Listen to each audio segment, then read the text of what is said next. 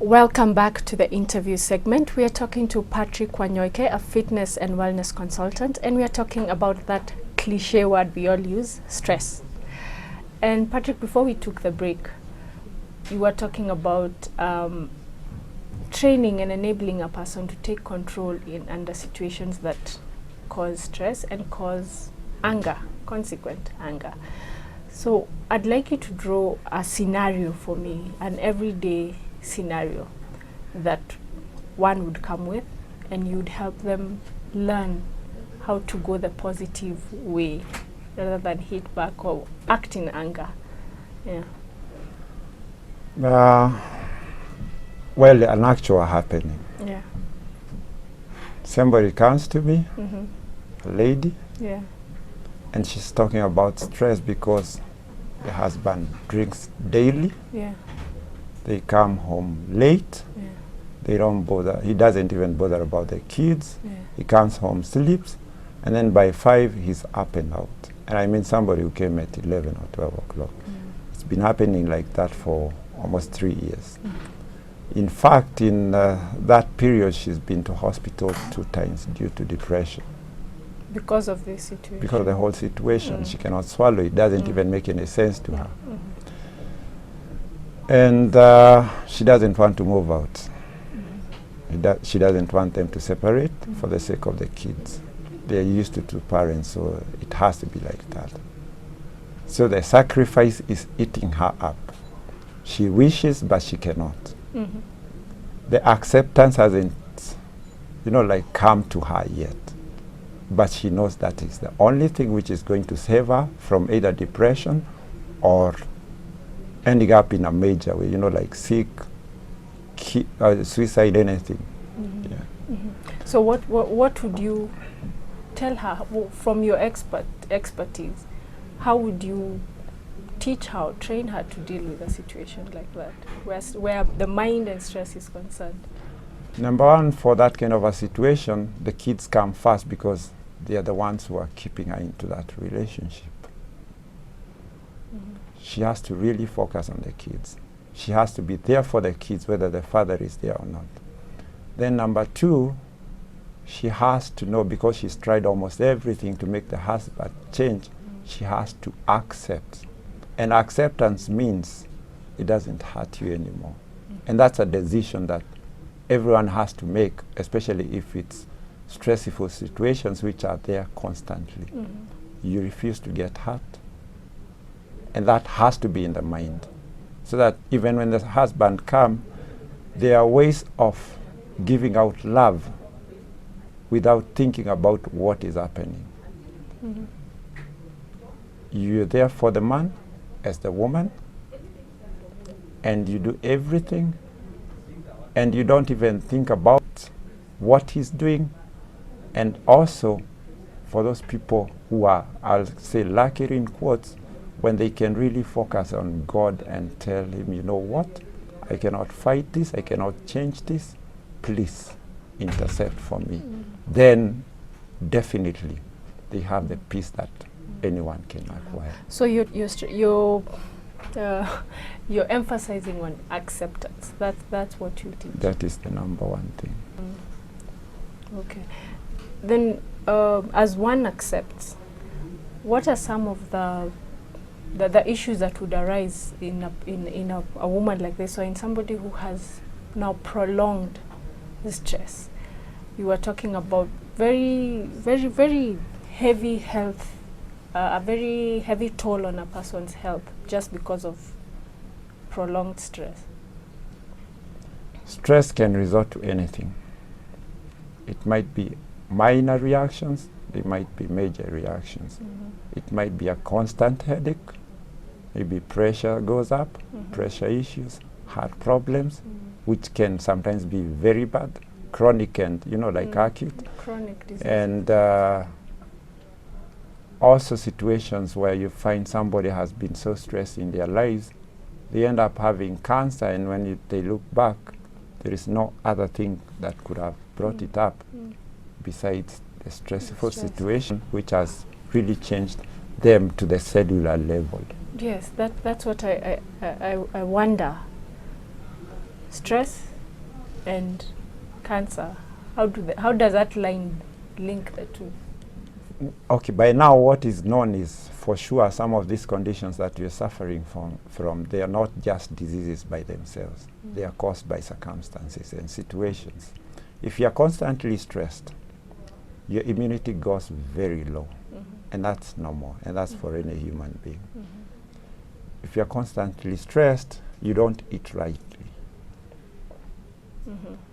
With that kind of a combination, most people when they are stressed, they cannot even exercise because mobility becomes very little. They, like life is not interesting anymore. Okay. If they don't, some people will go and drink on a daily basis and feel happy about it. Some will go maybe dancing every day and feel happy about it. Yeah. Like for that moment, they're feeling good, Yeah. or they think they're feeling good, Yeah.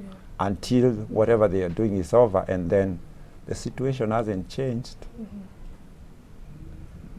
Then after, after all that has happened, if your body starts reacting, it's so unfortunate that the cells are so sensitive, anything can happen. Your mind is, fatigued, it's not working rightly, your cells are not doing what they're supposed to do. It's very easy for the cells to start multiplying in, like a different version, not the way they're supposed to. Unashtukia tu, it's cancer. It's just cancer. So we're talking about the line being in the lifestyle practices that one adopts as a result of the stress, not directly as a result of the stress. Not directly. I see, okay. So then it's the lifestyle that you would be training a person to avoid. It has to be avoided, and then get into something which works for you, a lifestyle that will definitely work for you. Okay. And we've heard of things like breathing exercises. You've talked of acceptance. What are some of the other techniques that you teach that would enable one to deal with any stressful situation? Like breathing exercises, I've heard you can do anywhere. You can, true. Yeah, true. Yeah. Okay, maybe I have one queer thing to say about breathing, and then we go on. You hear so many people who smoke and say, I smoke when I'm stressed. Yes. Is it the cigarette, or is it the deep breathing when they are smoking in? I don't know. It's I thought that. it was It's that more than anything else. It makes you relaxed. When you can, you're smoking, but when you smoke, you inhale. Yeah. When you inhale, you got more oxygen. If you're stressed, there's a tendency of the body not having enough oxygen. And when oxygen gets into the cells and the brain, you feel relaxed. See? So tell us a bit about the breathing exercises. Do they really work? Do you advocate for them? How exactly are those done? They definitely work. But then you got to know how to do them right. Yeah. You need to have the right posture, number one. Sure. Always. Always you need to sit as straight as possible. Okay. Hata kama uko na kitambi, you need to try and have the abdominal muscles come in so that the chest area comes out, and that means an expansion on the lungs. And then you breathe in. Yeah. If maybe you're in some place or you're walking and you feel like some stress is coming up, you breathe in, you hold, and then you let go. That gives the oxygen enough time to circulate and all the carbon dioxide to come out when you breathe out. And how long do you hold in the air, and how does that help the situation? The situation is in the mind. Your mind, when it's less of oxygen, when you're stressed up, definitely the mind doesn't have as much oxygen as it should, no matter how you're breathing. Because when you're stressed up, most people cannot breathe in the right way. If you're angry or stressed up, most people have that, get into a situation where their breathing is just very fast. They are trying, very shallow. And that means not enough of the oxygen. Okay. So the extra oxygen, it takes over the brain, and the brain relaxes, and the body relaxes, and then you can focus and concentrate. Okay. Right. And the good thing is that you can do that absolutely anywhere. It doesn't matter. Yeah. All right. Lastly, you mentioned something very interesting about animals and even plants getting stressed as well. We thought it's a human characteristic or a human problem. What would you say about that? Stress is for any living thing, and I mean thing because we are talking about human beings and everything else. We are alive, animals are alive, plants are alive, but they don't communicate to us. They don't tell us that we are stressed or anything. Never have imagined that my dog can be stressed. And the environment. If the environment is what your body was created to, or maybe what the environment that the plant was created to live in, it's okay, it will thrive. If not, it's going to react. Maybe two good examples. You take up an avocado tree, a small one, you put it in the house in a dark room. What happens? It becomes yellow and it dies eventually. It's still on this earth, but then it doesn't get everything that it should be getting. That means you're straining it up, and then it gets stressed enough to react in such as being yellow or dying. If you're having a dog, and this is an actual couple of cases which happened in the US and Europe some time back. A good dog is a very good dog, and they say dog is man's best friend. You have a dog, nicely trained, you have maybe some kids and you have to go out and you don't want to go with them. You're sure you leave them with the dog, they're safe. Nobody can get anywhere near them. No intruder can get into the house. But when that dog gets used to that, yet it's supposed to have time to, and you don't give it time to go out, play around, it might have a build-up of stress. And there are actual cases where Doberman, which happens to be huge dogs, I think even in Kenya they're being used for security. Yeah, they're huge dogs. Ended up eating the kids that they were supposed to take care of during, cause of stress, nothing else, because they don't have the experience that they ought to be getting outside there on a daily basis.